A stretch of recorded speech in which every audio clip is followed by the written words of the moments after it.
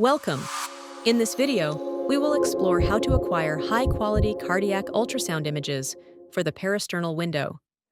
We will walk through the 4 standard views that can be acquired for this window and go over positioning techniques, probe orientation, and the anatomical regions of interest. The parasternal window is located on the lower left side of the chest, near the left pectoral area. The precise location of this window can vary significantly between individuals, depending on body shape, chest size, and rib spacing. From this window, we aim to capture 4 key views: the parasternal long axis view, the parasternal short axis view at the papillary muscles level, the parasternal short axis view at the mitral valve level, the parasternal short axis view at the aortic valve level. For all views, the patient should be positioned in the left lateral decubitus position, with their left arm extended behind their head. Let's start with the parasternal long axis view.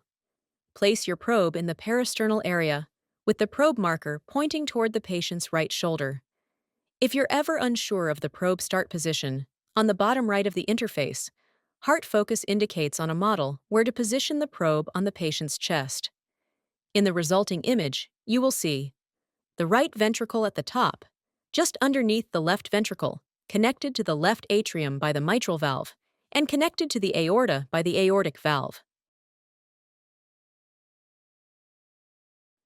On this 3D representation, you can notice the ultrasound beam slicing the heart along its long axis, revealing in the image the right ventricle at the top and the left ventricle in the center of the image, connected to the left atrium via the mitral valve and to the aorta through the aortic valve. This gives a clear picture of the left heart function and structure. Next, we move on to the short axis view at the papillary muscles level. The patient remains in the same position.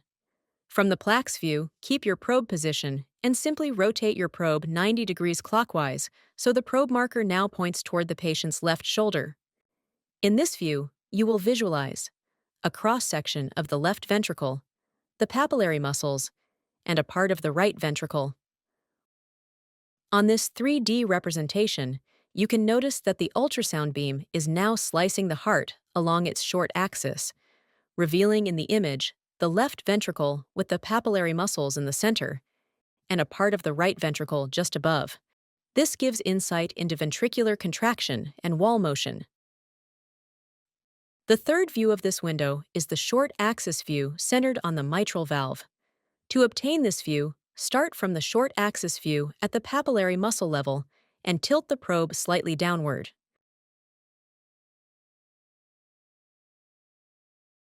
This will shift the ultrasound beam higher, revealing the mitral valve in the center of the left ventricle, often described as looking like a fish mouth. You can still see a cross-section of the left ventricle and a part of the right ventricle. On this 3D representation, you can see how the beam now intersects the heart slightly higher than before, still on the short axis, revealing in the image the left ventricle with the mitral valve in the center and a part of the right ventricle just above. This allows the evaluation of valve motion and symmetry of ventricular contraction.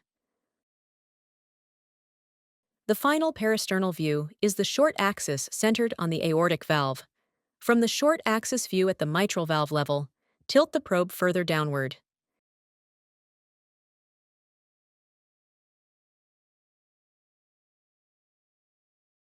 In this image, you will typically see the aortic valve with its 3 cusps in the center: the left atrium, the right atrium, and right ventricle, the pulmonic valve, and main pulmonary artery.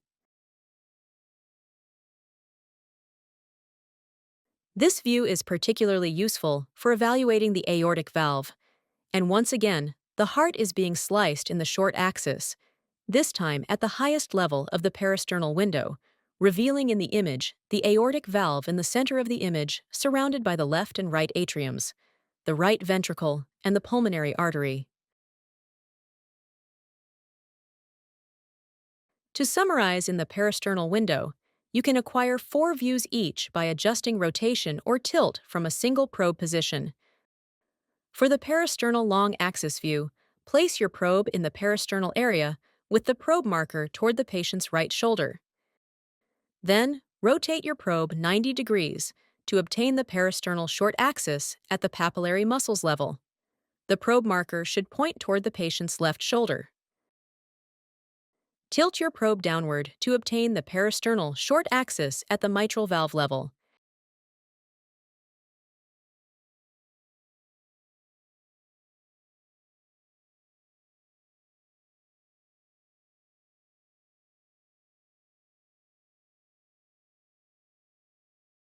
And tilt further down for the parasternal short axis at the aortic valve level. Each view provides a unique cross-section of the heart, allowing the evaluation of different anatomical structures and their functions. Let's review the relevant anatomical structures to visualize in each parasternal view. For the parasternal long axis view, the main anatomical structures to be visualized are the mitral and aortic valves and a part of the left ventricle.